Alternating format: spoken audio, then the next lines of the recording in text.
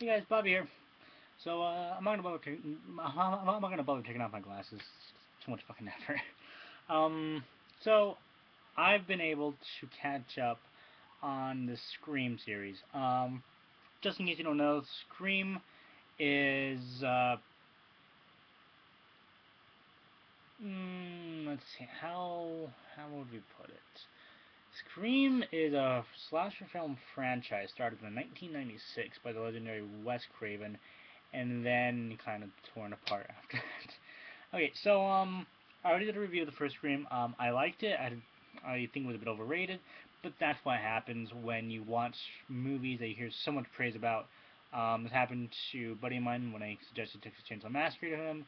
So what happened when I watched shit, what movie was it?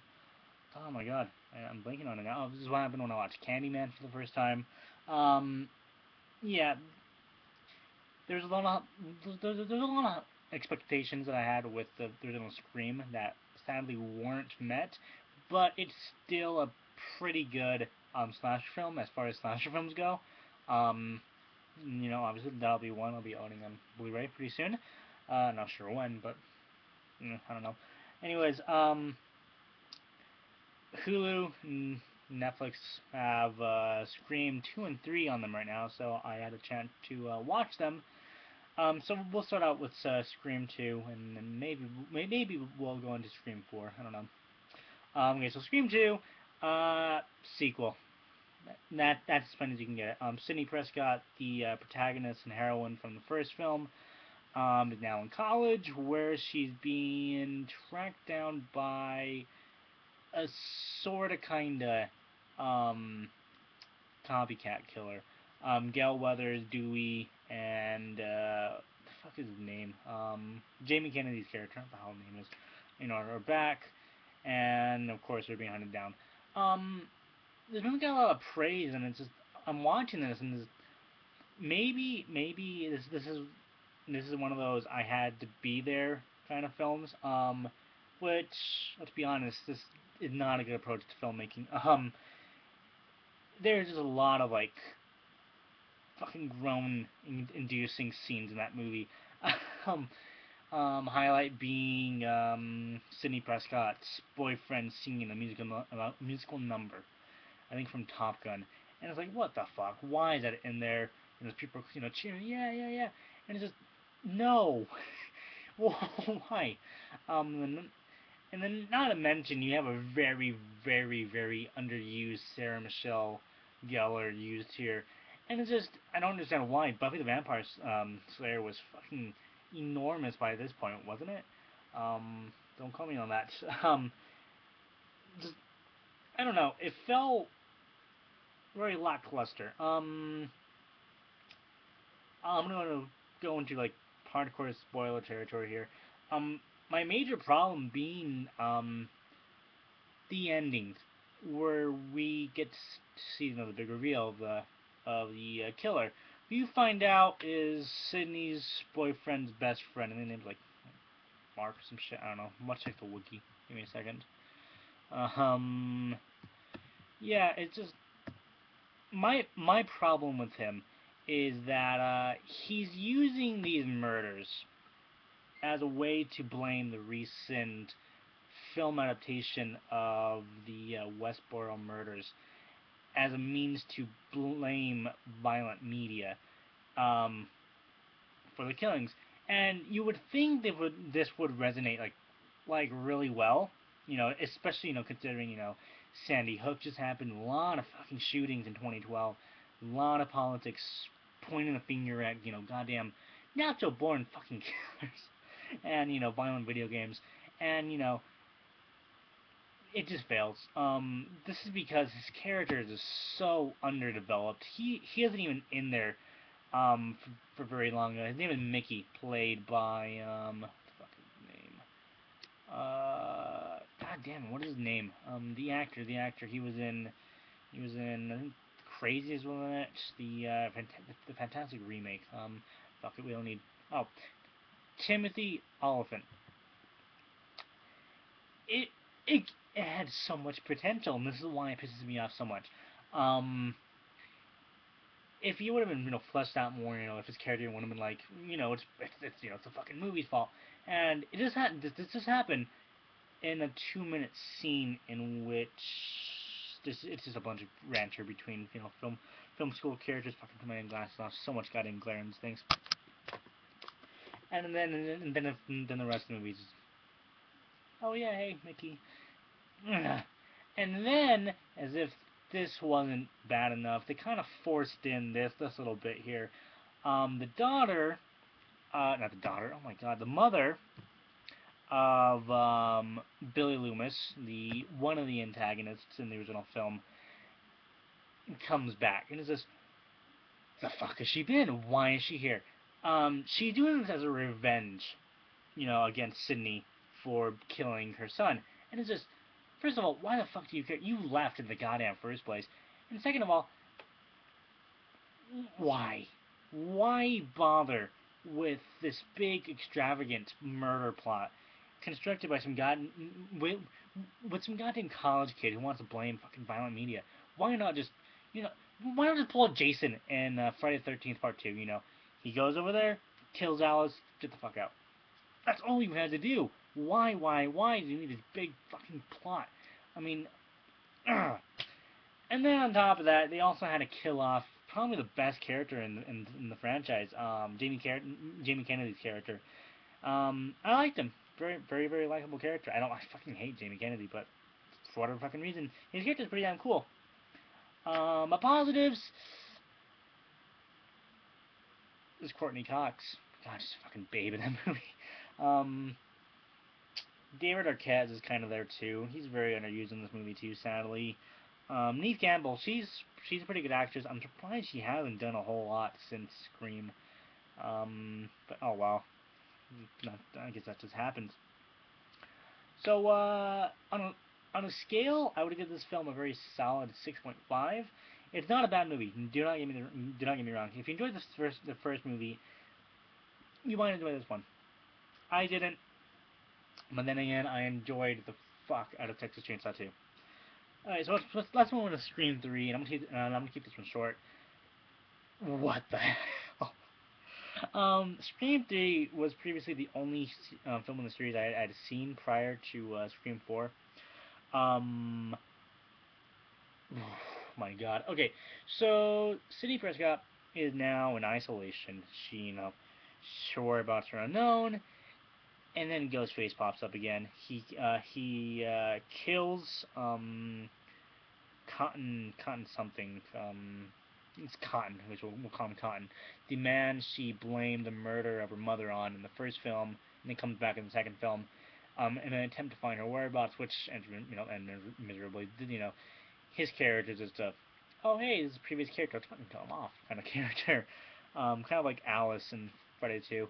I don't know why Friday 2's on the minor now. Maybe I'll watch it later tonight. But yeah, somehow he finds her number, which, first of all, she's in isolation, right?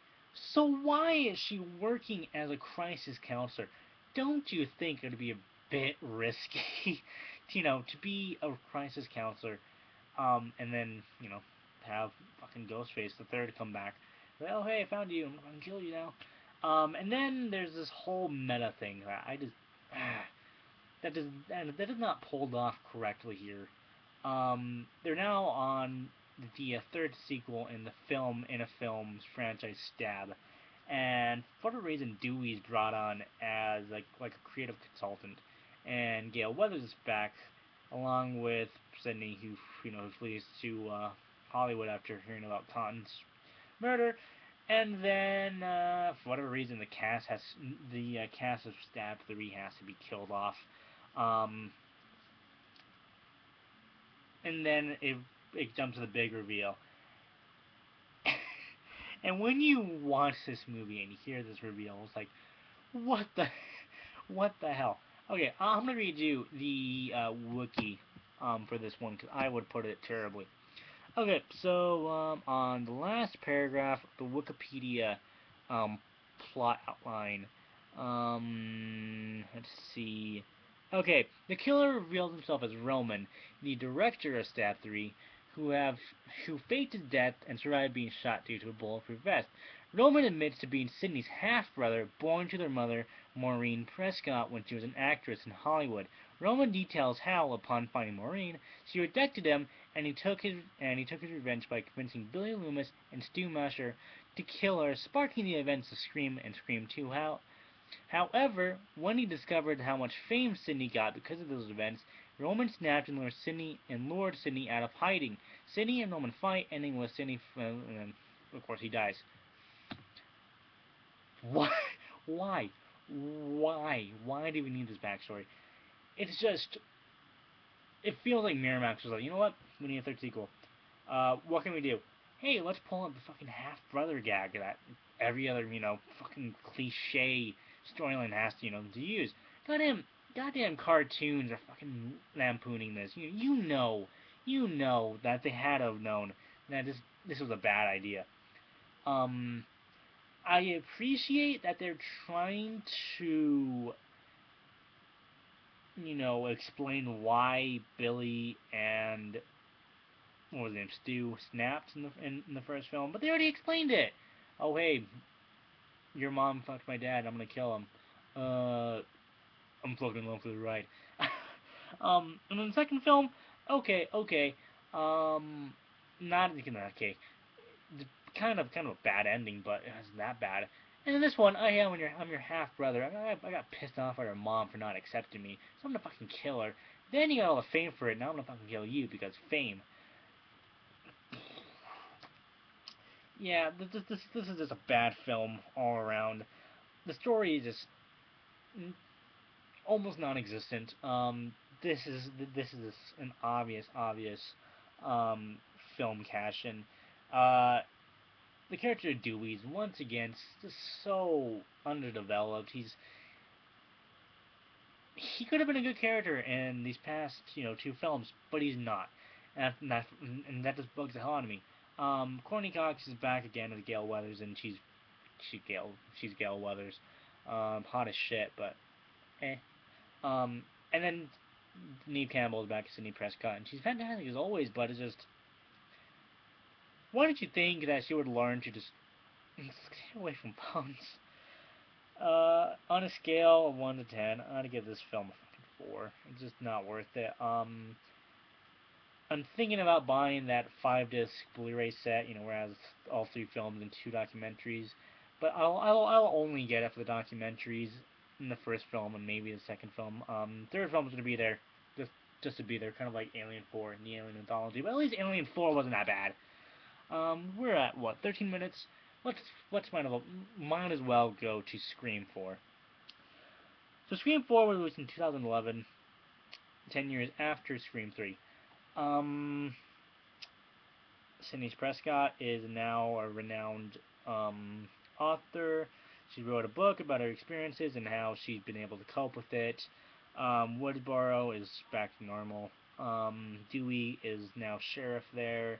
He's married to Gale Weathers, which he who he proposed to in at the end of Scream 3, and shit's going pretty normal until some kids are killed.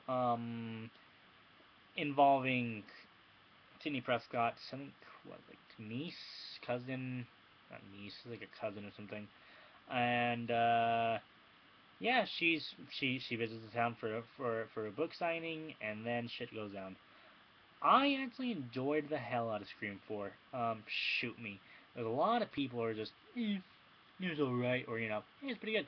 I'm part of the, yeah, I fucking loved it, kind of camp.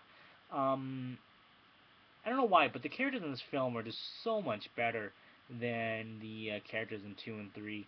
And the first one in several aspects. And the only really good character in the first film was Jamie Kennedy's character.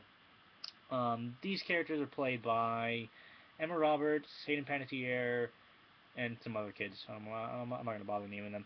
But they all play wonderfully. I applaud the casting directors for actually casting kids who look like fucking high schoolers, except for Hayden Panettiere.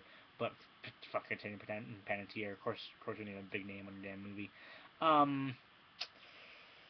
yeah, so murders happen involving Sydney and her cousin, only to find out, hey, it's actually the cousin and some other dude doing the murders in order to gain fame. It's kind of a bit convoluted.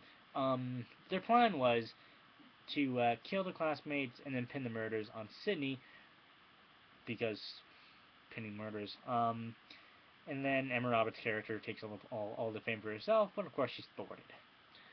Um, I think what makes this movie so work so well is just the characters. These characters are film buffs. They know their movies. There's a nice little exchange about Dario Argento films. My favorite moment of the film is an homage to Suspiria. And the background of this kind of weird looking girl's bedroom is like a lobby sized poster for a Suspiria. And then how she killed? Head through a window. Suspiria, yeah. And also Phenomena. But yeah, just a lot of homages to Dario Argento. Very nice. I fucking love Dario Argento, and those are nice little Easter eggs to pick up. Love that. What else did I like about this movie? Hmm. I don't know. What I didn't like? Hmm. I didn't like. Oh, Emma Roberts' boyfriend in the movie. He's so goddamn flat. He's the only character I hate in this movie. He's flat as shit. It's just yeah, the fucking let me fuck you, and it's just ugh. I always give him a little personality instead of this.